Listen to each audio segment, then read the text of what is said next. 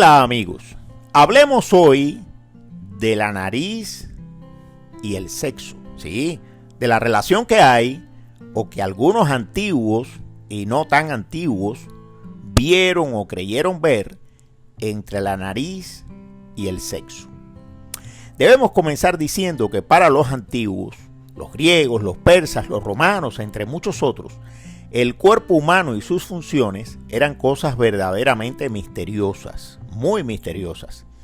El corazón latiendo, los pulmones expandiéndose y luego expulsando el aire como si fueran fuelles, la digestión de los alimentos, el movimiento de los brazos y las piernas de los músculos, la sangre que se derramaba de una herida, sobre todo cuando una espada o una daga o una lanza cercenaba una arteria y ésta brotaba a borbotones, roja y rutilante, llevándose con ella la vida del herido. En fin, todo era misterioso y oscuro, inexplicable. Pero había algunas funciones más inexplicables, más difíciles de entender, en fin, más misteriosas que otras. Y entre esas funciones o actos de particular misterio se encontraban, sí señor, los estornudos. Sí, los estornudos, que aún hoy en día tienen, aunque sepamos mucho más de ellos, una cierta aura de fenómeno inesperado, una cosa a veces aliviadora e incluso agradable, pero otras muchas veces algo inoportuno. Se supone, esto está más o menos probado, que los estornudos nos libran de bacterias, virus y de sustancias nocivas que entran y se depositan en la nariz. Pero la verdad es que no siempre. Que si esa función se cumpliera siempre, seríamos casi inmunes, más o menos como Superman. No puedo resistirme a leerles ahora, es muy breve, la descripción que hace el profesor mexicano, el doctor González Cruzí, de un estornudo. Veamos. Algo nos anuncia que ya viene el estornudo. Una especie de comezón en la nariz nos hace saber la inminencia de su llegada. Enseguida sobreviene un movimiento intempestivo de la cabeza y el tronco, que se termina en una expiración violenta, repentina y sonora, muy sonora. El aire de los pulmones pasa explosivamente a través de las anfractuosidades de las fosas nasales.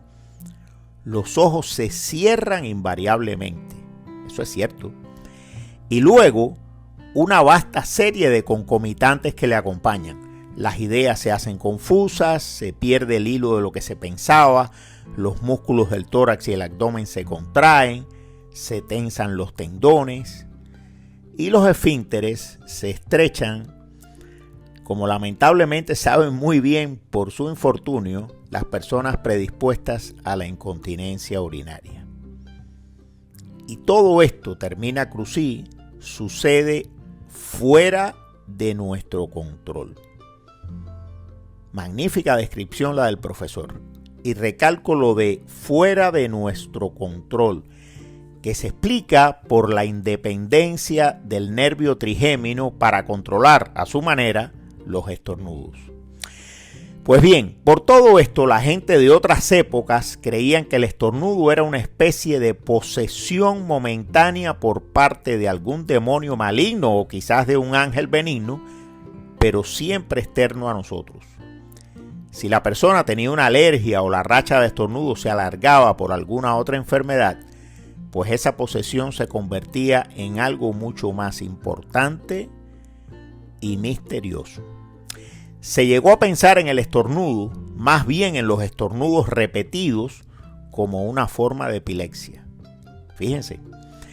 Pero eso llevó, y era lógico esperarlo, a pensar que los estornudos, si es que eran signos de posesión de seres externos, fueran malos o buenos, por tanto fueran también signos de mal o buen agüero.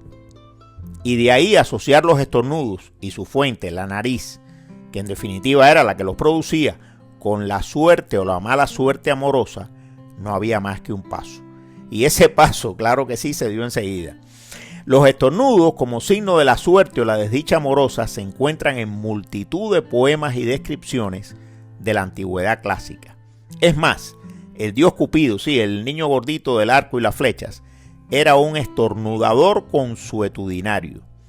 Estornudaba a la derecha del feliz mortal si le traía buena suerte en la conquista amorosa, o a la izquierda del desdichado si había que esperar lo peor y este pobre debía comenzar a pensar en cortarse las venas. Bueno, interesante. Al mismo tiempo, aunque no sabemos cuándo ni en qué lugar, pero sí que por la época de la guerra de Troya, más o menos, vaya usted a saber, comenzó a difundirse la creencia de que una nariz masculina grande equivalía a un órgano genital también muy grande.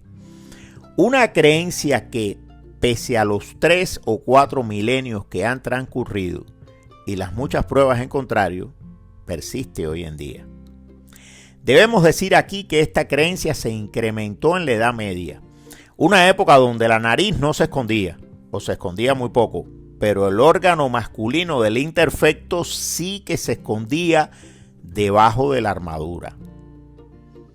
El poeta romano Marcial cuenta en una de sus crónicas, esto parece un troleo, que cuando Marrón, un tipo alto y narigudo, entraba en los baños de Roma, todos los presentes, todos de ambos sexos, arrancaban a aplaudir y a ovacionarlo. ¡Ay Dios!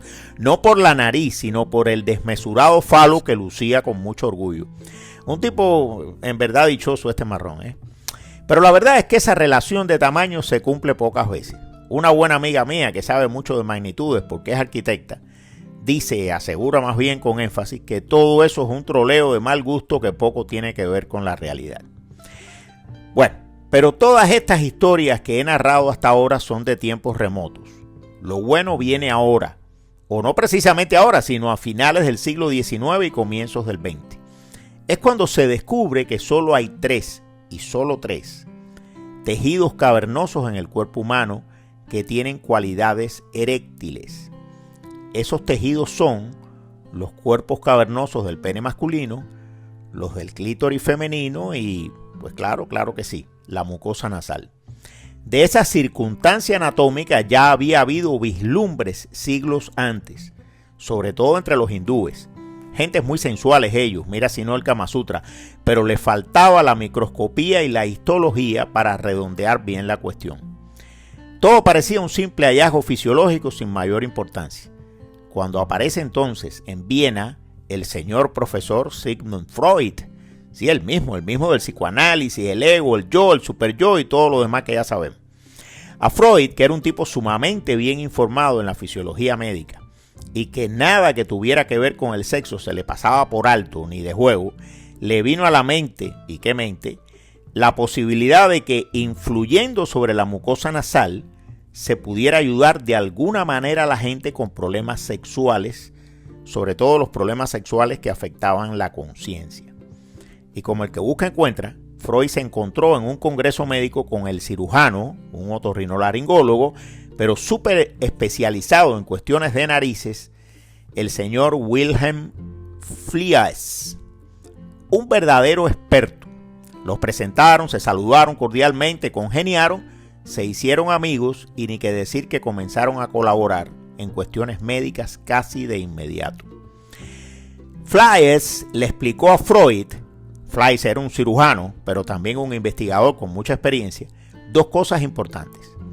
La primera es que hay una relación muy estrecha entre los olores y el sexo, algo que yo creo que sabe todo el mundo hoy en día. La segunda es que durante la menstruación de la mujer, de algunas mujeres, el tejido de la mucosa nasal se ve algo tumefacto e incluso puede llegar en algunos casos poco comunes a sangrar. A Sigmund Freud no había que darle cuerda, él la tenía de sobra, yo diría que en exceso. De esta amistad, la de Freud y la de Fliess, nació lo que se dio en llamar el reflejo nasogenital. Un reflejo que en realidad hoy sabemos que no existe como tal, pero que dio mucho que hablar en el ámbito médico de los primeros años del siglo XX. La cosa llegó tan lejos que pronto ambos, Freud y Fliess, comenzaron a tratar las neurosis femeninas con cocaína intranasal. La idea era que si se anestesiaba el sitio de origen del mal, la mucosa nasal, la neurosis se calmaba. la cosa funcionó por un tiempo. ¿Cómo no iba a funcionar si los enfermos o supuestos enfermos, las enfermas, la pasaban en grande y pedían más y más y más? Y claro, después vinieron los problemas. Entonces Freud y Flies decidieron no seguir con la cocaína en gotas, sino cauterizar, o sea, quemar la mucosa nasal. Y así como el que fríe papitas, comenzaron a hacerlo, o sea, a hacérselo a las pobres pacientes. Y otros médicos, sobre todo europeos, se embullaron, que aquello además daba dinero, Para el año 1912 ya se habían hecho alrededor de 300 operaciones de cauterización o remoción de la mucosa nasal en mujeres supuestamente neuróticas o con otras condiciones ginecológicas y neurológicas. La cosa, como no podía ser de otra manera, terminó mal, sobre todo por las infecciones y las hemorragias. Pero esa es una historia complicada.